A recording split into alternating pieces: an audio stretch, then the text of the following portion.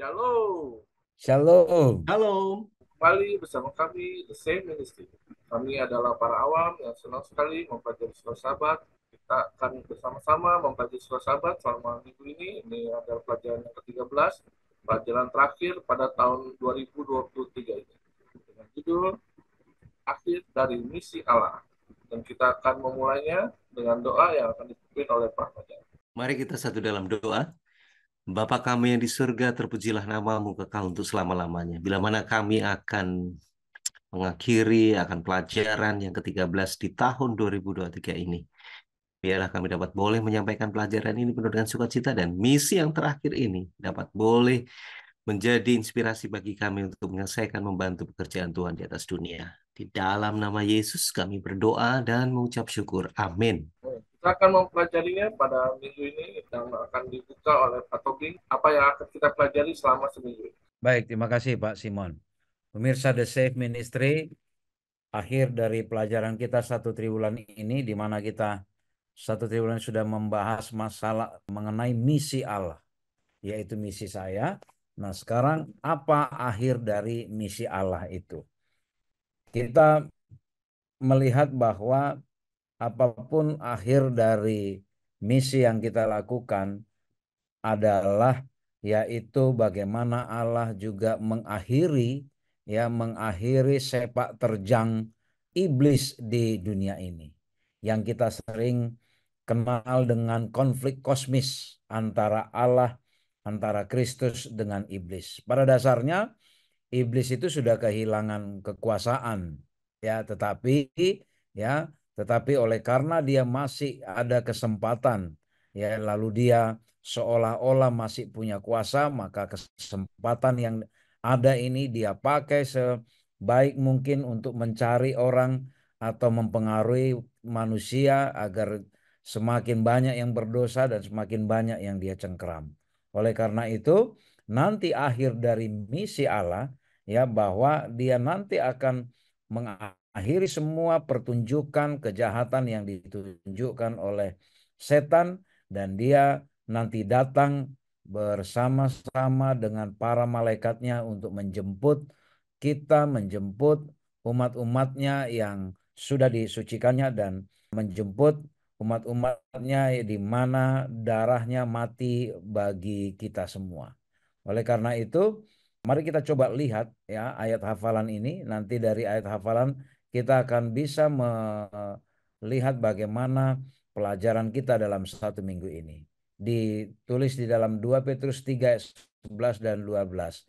Ia harus menjauhi yang jahat dan melakukan yang baik. Ia harus mencari perdamaian dan berusaha mendapatkannya. Ayat yang ke-12 yang menarik. Sebab mata Tuhan tertuju kepada orang-orang benar dan telinganya kepada permohonan mereka yang minta tolong. Tetapi wajah Tuhan menentang orang-orang yang berbuat jahat. Jadi akhir dari misi Allah, ya, siapapun yang melakukan kejahatan di muka bumi ini yang dikomandani oleh iblis, ya, maka Tuhan akan menentang itu semua. Dan fokus pelajaran kita satu minggu ini untuk mengetahui akhir dari misi Allah, kita dibawa kepada poin-poin penting dari Kitab Wahyu. Kitab Wahyu bukan saja hanya berisikan tanda-tanda dan peristiwa-peristiwa nubuatan di akhir zaman, tetapi Kitab Wahyu adalah satu kitab misionaris, ya. Mengapa disebut kitab misionaris?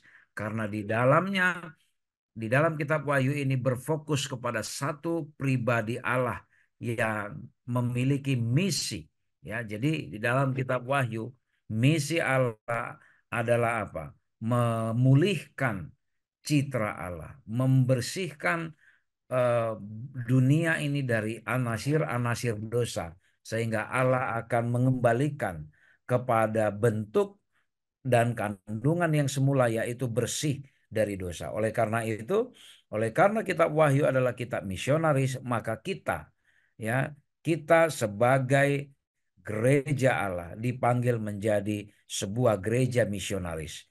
Kita dipanggil untuk apa? Mengabarkan kebenaran akhir zaman ini. Itulah nanti yang akan kita bahas sepanjang 1 minggu ini apa saja akhir dari misi Allah yang dikupas melalui kitab Wahyu. Demikian Pak Simon dan pemirsa The Safe Ministry. Baik, Pak Tony. Dan kita akan mempelajarinya pelajaran berikutnya yaitu hari Minggu. Tadi Pak Tony sudah bicara kitab Wahyu. Dan hari Minggu ini berjudul Wahyu, Misi Allah di Zaman Akhir. Dan kami minta masih Pak Tony untuk lebih menjelaskan lagi dengan maksud judul yang ini. Baik, ada baiknya kita memperhatikan sekilas Wahyu 1 ayat 1 sampai 7 ya. Wahyu 1 ayat 1 sampai 7.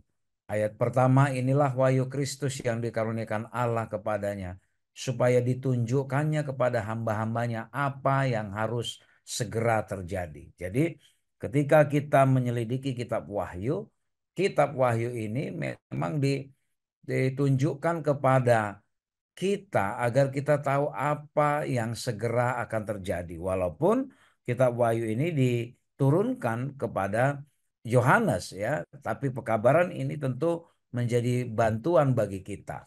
Lalu ayat 3 juga yang penting ya, berbahagialah ia yang membacakan dan mereka yang mendengarkan kata-kata nubuat ini dan yang menuruti apa yang ada tertulis di dalamnya sebab waktunya sudah dekat. Jadi kepada kita para pelajar Alkitab, selain kita membacakan ya, dikatakan kita berbahagia siapapun yang membacakan, yang mendengarkan, dan tidak bisa dipungkiri ada unsur penurutan di dalamnya. Kenapa?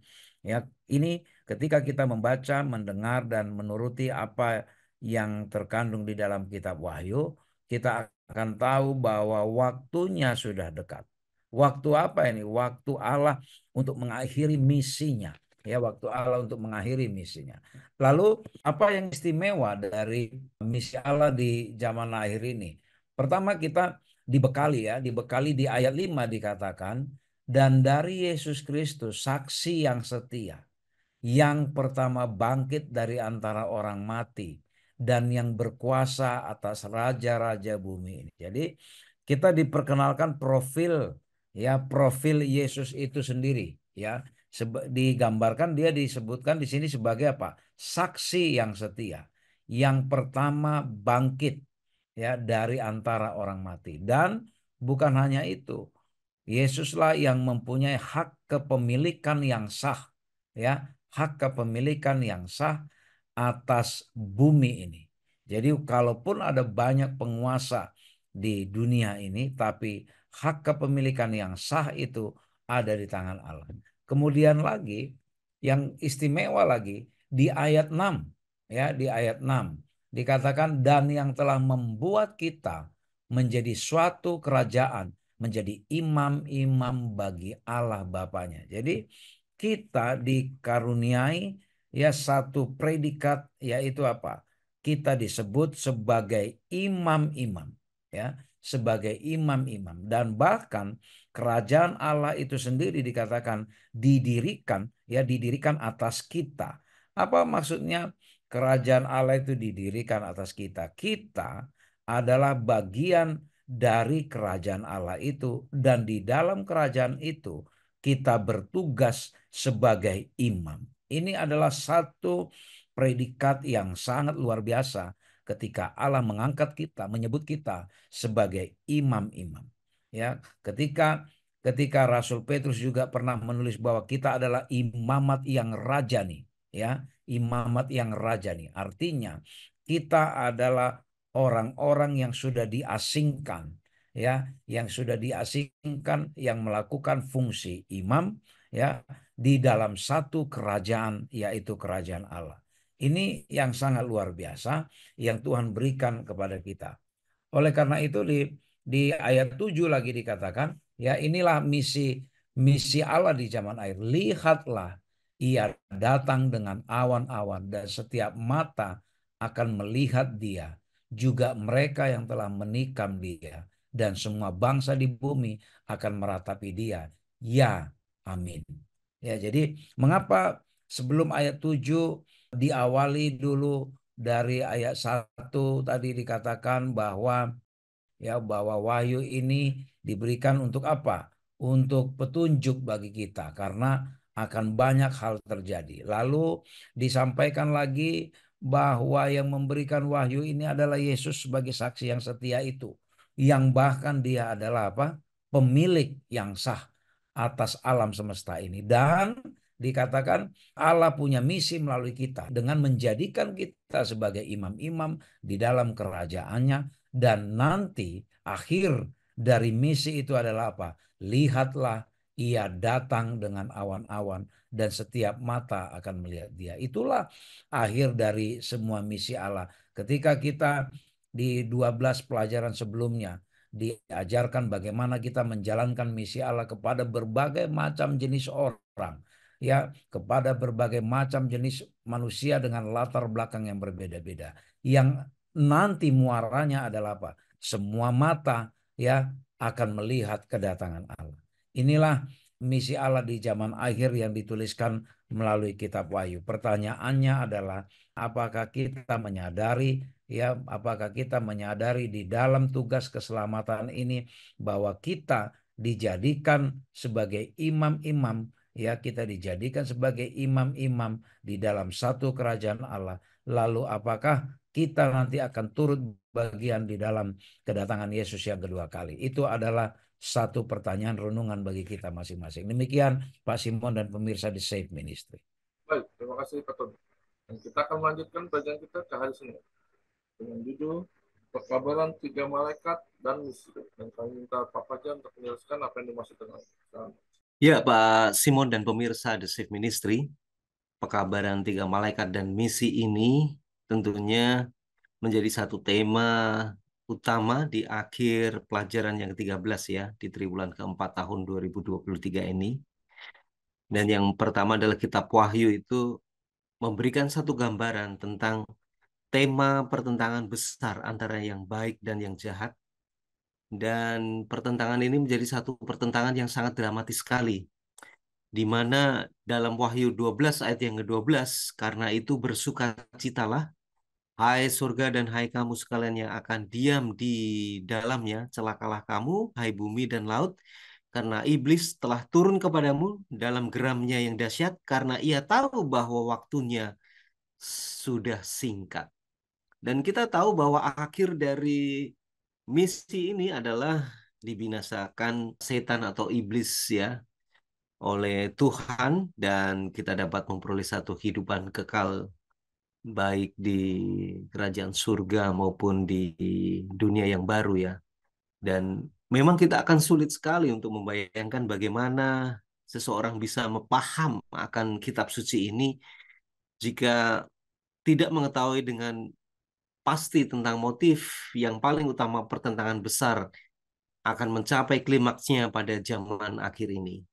Oleh karena itu kita mesti harus benar-benar mempelajari kitab Wahyu ini, bahwa segala sesuatu akhir dari misi itu sebetulnya pertentangan antara yang baik dan yang jahat ya, antara Tuhan sebagai pencipta dengan salah satu ciptaannya yaitu iblis yang memberontak kepada Tuhan.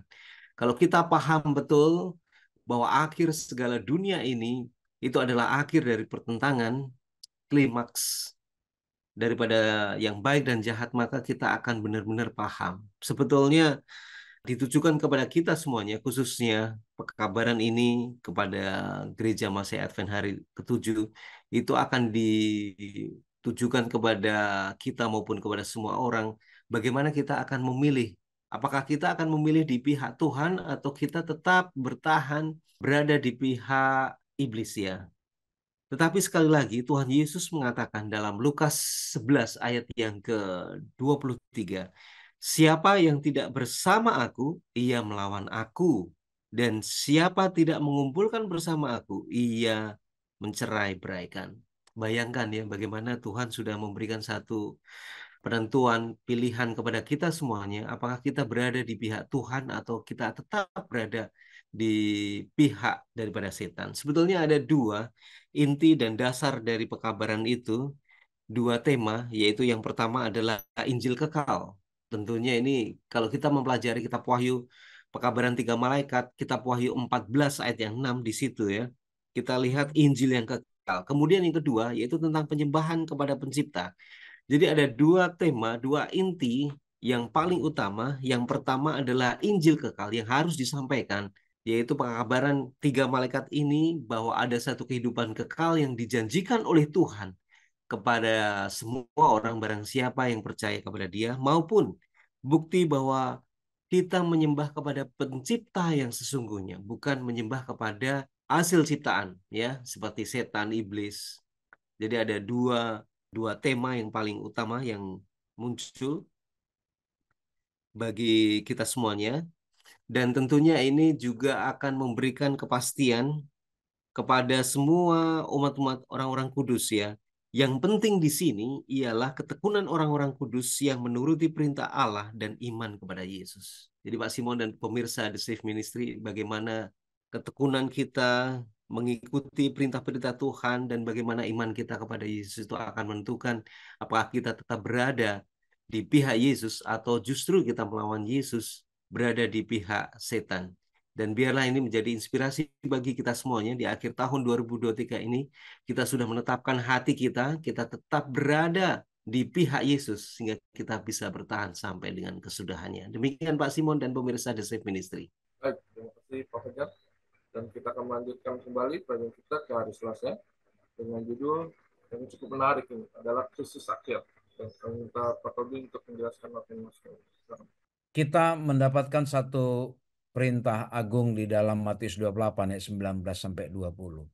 Karena itu pergilah, jadikanlah semua bangsa muridku dan baptislah mereka dalam nama Bapa dan Anak dan Roh Kudus.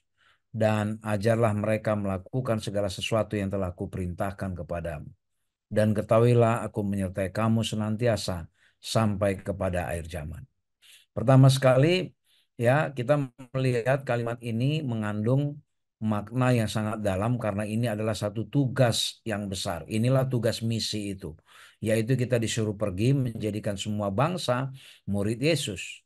Ya, lalu supaya apa? Supaya mereka mengenal, ya, mengenal Allah, ya, Allah yang dikenal sebagai Allah yang Tritunggal.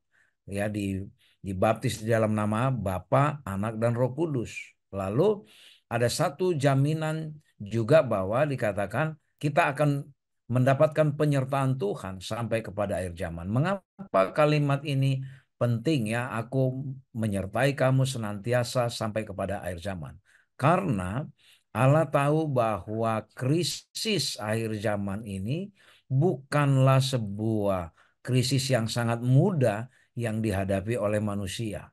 Ya, krisis akhir zaman ini nanti memang benar-benar akan akan melibatkan dua kekuatan yang sangat luar biasa, yaitu perang kosmis antara kekuatan Allah dengan kekuatan iblis yang selalu berusaha apa? Berusaha mencari pengikut yang sebanyak-banyaknya.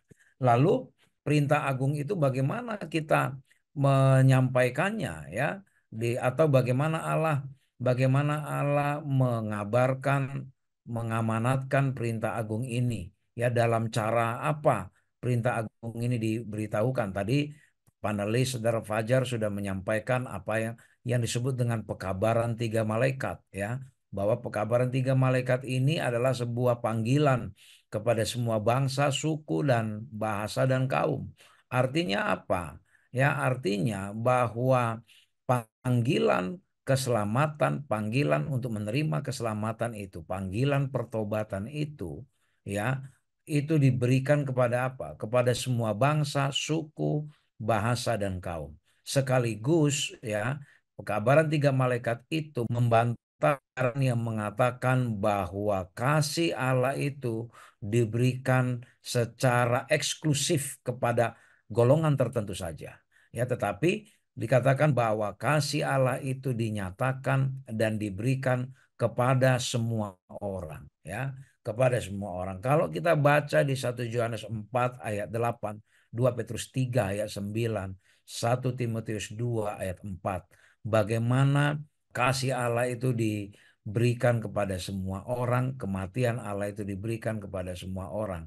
Kalaupun ya kalaupun krisis akhir ini berkepanjangan seperti sekarang ini, janjinya dari dulu dikatakan bahwa Allah akan datang, namun sepertinya sampai sekarang ini juga belum datang. Rasul Petrus mengatakan di 2 Petrus 3 ayat 9, Tuhan bukan lalai menepati janjinya.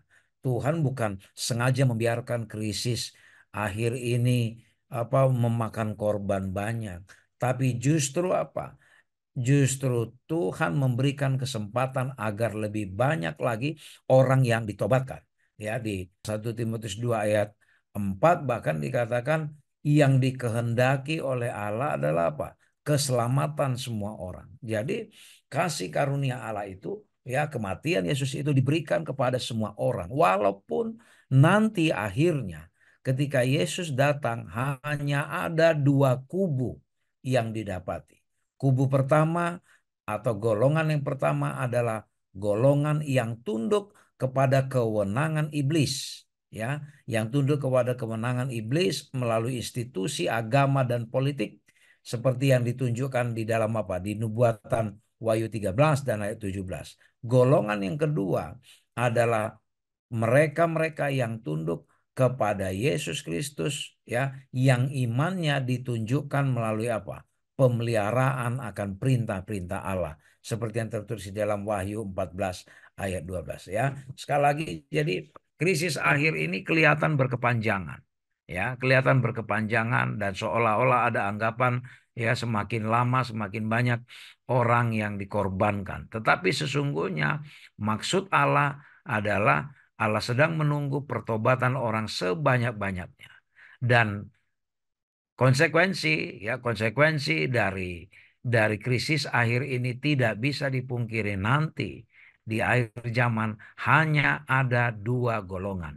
Tidak ada golongan yang di tengah-tengah, ya, golongan netral yang tidak memihak kemanapun. Tetapi hanya ada dua golongan, dua kubu. Kubu yang patuh kepada iblis, yang tunduk kepada iblis, dan yang kedua, kubu yang tunduk kepada pemerintahan Yesus. Oleh karena itu, ketika kita masih diberi waktu, ada dua tugas kita. Tugas pertama adalah agar kita menerima pertobatan, yang Tuhan tawarkan selalu kepada kita secara pribadi. Yang kedua, tugas kita adalah sembari kita mengalami pertobatan setiap hari, kita perlu menjalankan misi Allah, yaitu membawa pekabaran ini sebanyak-banyaknya, memberitahukan Injil yang kekal itu, yang tadi sudah disampaikan. Injil yang kekal adalah pekabaran kabar baik, kabar baik yang berguna untuk selama-lamanya, yaitu apa? Yaitu kematian Kristus. Kematian Kristus yang menyatakan bahwa keselamatan kita hanyalah oleh kasih karunia. Itulah Injil yang kekal. Itulah yang selalu kita bawa di dalam misi kita, di dalam misi agung yang seperti dituliskan di dalam Matius 28 ayat 19 dan 20. Yang kita perlu perkenalkan kepada semua orang bahwa keselamatan kita adalah hanya karena kasih karunia. Dengan demikian semakin banyak orang yang menerima kasih karunia itu, semakin banyak orang yang disadarkan akan pengorbanan Yesus, maka semakin banyak orang nanti yang berada di kubu Kristus ketika Yesus datang nanti. Itulah yang menjadi pelajaran bagi kita, Pak Simon dan pemirsa The Safe Ministry, di dalam krisis akhir ini.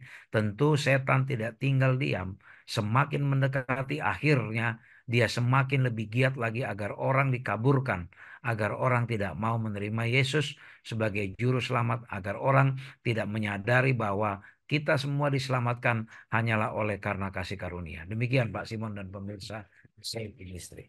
Baik, terima kasih Pak. Kita akan melanjutkan pelajaran kita ke hari Rabu dengan judul kesuksesan dalam misi. Dan ini yang kita inginkan dalam setiap perkabaran yang akan kita sampaikan kepada orang lain. Dan penjelasannya dari Pak Fajar untuk menjelaskan apa yang dimaksudkan. Ya, Pak Simon dan pemirsa The Safe Ministry, ya. Tentunya kita ada memiliki indikator kesuksesan sebuah misi itu, ya, dan ada beberapa indikator-indikator yang bisa menentukan apakah misi yang kita jalani itu berhasil atau tidak. Nah, contohnya berapa banyak baptisan yang kita hasilkan dalam waktu 1 tahun. Kemudian berapa banyak pertumbuhan gereja-gereja yang muncul pada 1 tahun itu. Kemudian bagaimana tingkat pertumbuhan di jemaat itu? Apakah meningkat dari tahun ke tahun dan trennya bagaimana? Kalau kita lihat di sini, mungkin kita akan berpikir bahwa kesuksesan sebuah misi itu yaitu dengan melihat secara kuantitas ya, ke kuantitas, banyaknya pertumbuhan jemaat, banyaknya anggota-anggota yang baru di gereja kita. Tapi jangan salah, kita juga mesti harus berpikir bahwa kesuksesan dalam misi ini itu membutuhkan satu buah proses. Dan proses ini melibatkan seluruh banyak umat-umat Tuhan maupun para pemimpin dan gembala dan seluruh anggota jemaat ya untuk bersatu padu untuk menyelesaikan pekerjaan Tuhan ini. Dan tentunya kita juga perlu memohon pertolongan akan Roh Kudus. Nah, tujuan sebenarnya dari kesuksesan sebuah misi ini adalah bagaimana kita bisa menciptakan murid-murid Yesus yang sangat setia, kemudian loyal, dan mereka tentunya harus terlibat di dalam misi ini. Jangan salah, apabila murid Yesus yang dihasilkan, dia hanya mungkin tidak terlibat dalam pekerjaan Tuhan, itu juga tidak akan berkembang. Jadi salah satu indikator yang paling utama, bagaimana kita bisa menciptakan murid-murid Yesus yang loyal, setia, serta terlibat di dalam pekerjaan ini. Jadi akan semakin semakin banyak ya yang terlibat seluruh anggota jemaat di seluruh dunia ini. Nah, kita lihat dulu ada beberapa karakter-karakter yang dihasilkan dari kesuksesan sebuah misi ini. Yaitu yang murid-murid Tuhan Yesus yang memiliki keloyalan maupun kesetiaan kepada Dia. Ada beberapa ayat-ayat yang di dalam 2 Korintus 11 ayat 2 itu menyatakan bahwa kita itu sebagai tunangan ya, tunangan dari pengantin ini tentunya kita akan tetap menjaga hubungan dengan pasangan kita, calon pasangan kita. Nah, itu juga begitu juga dengan jemaat itu sendiri ya, sebagai tunangan daripada Yesus.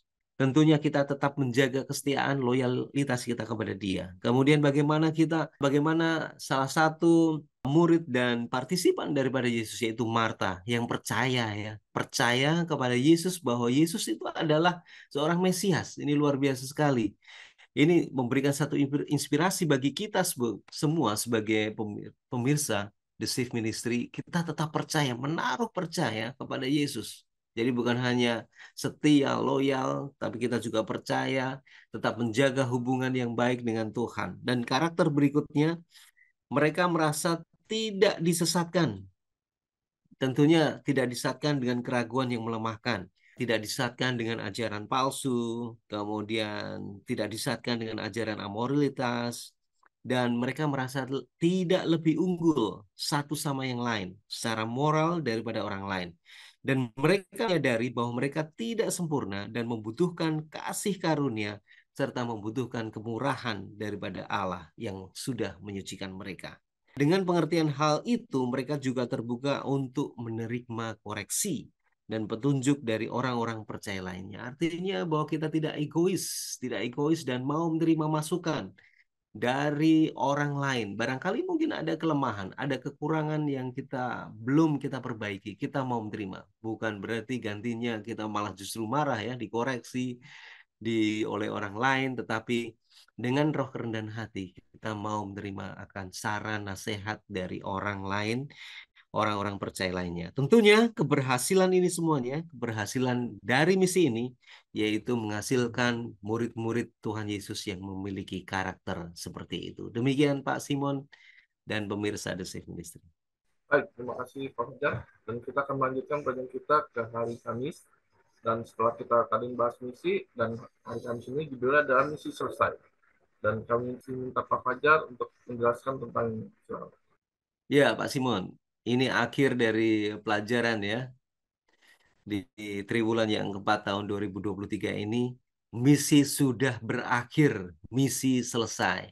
Nah, sekarang apa yang menjadi satu bukti bahwa misi Allah ini sudah selesai, tuntas semuanya, yaitu ada empat yang bisa menjadi satu peristiwa yang sangat penting ini. Yang pertama adalah tentang kematian. Kemudian dosa. Jadi kematian dan dosa itu akan hilang, Pak Simon. Kematian dan dosa itu akan lenyap. Kemudian yang ketiga, iblis dan orang-orang jahat itu semuanya akan dibinasakan. Iblis dan orang-orang jahat itu akan dibinasakan setelah masa 1000 tahun ya. Selesai. Kemudian yang keempat, kita akan bertemu dengan juru selamat yang mengasihi kita. Dan kita bersatu dengan orang-orang yang kita kasihi. Dan kita hidup di dunia yang baru. Ini akhir daripada misi, di mana misi Allah itu sudah selesai, kematian dan dosa itu sudah lenyap. Kemudian orang-orang jahat beserta dengan iblis, setan dibinasakan. Kemudian kita bisa tinggal bersama dengan juru selamat yaitu Yesus Kristus di dunia yang baru beserta dengan umat-umat Tuhan yang lainnya. Ini menjadi satu peristiwa, momen yang sangat indah di mana misi Allah ini sudah selesai dan kita akan tinggal bersama-sama dengan Tuhan di Yerusalem yang baru ini. Luar biasa sekali Pak Simon ya, penuh dengan sukacita. Nah, sebetulnya GC atau General Conference itu sudah menentukan bagaimana kita bisa menyelesaikan misi ini, yaitu dengan memberikan satu kategori kepada seluruh umat-umat manusia. Ada dua kategori yang menjadi satu panduan yang dirilis oleh General Conference, bahwa yang pertama itu adalah orang-orang, kelompok orang yang sudah dijangkau. Jadi kelompok orang yang sudah dijangkau ini adalah orang yang telah memiliki sejumlah orang dan sumber daya untuk bersaksi secara efektif kepada kelompok yang lain tanpa membutuhkan pertolongan dari luar. Jadi ada dua definisi sebagai panduan yang dikeluarkan oleh General Conference, yaitu kelompok yang sudah dijangkau dan mereka tidak membutuhkan satu pertolongan, tapi mereka memang betul-betul siap dan siap untuk dapat digunakan untuk membantu orang lain juga untuk tetap bersaksi ya bersama dengan Kristus. Dan kelompok yang kedua yaitu adalah kelompok orang yang belum dijangkau, adalah mereka yang tidak memiliki komunitas setempat dari orang-orang Advent yang percaya dengan jumlah yang sangat besar dan sumber daya untuk bersaksi secara efektif kepada kelompok mereka sendiri tanpa bantuan yang datang dari budaya mereka sendiri. Jadi ada dua kelompok, kelompok yang sudah dijangkau, kemudian yang kedua adalah kelompok orang yang belum dijangkau. Nah, sekarang tugas kita, bagaimana kita turut serta mengambil bagian, Pak Simon.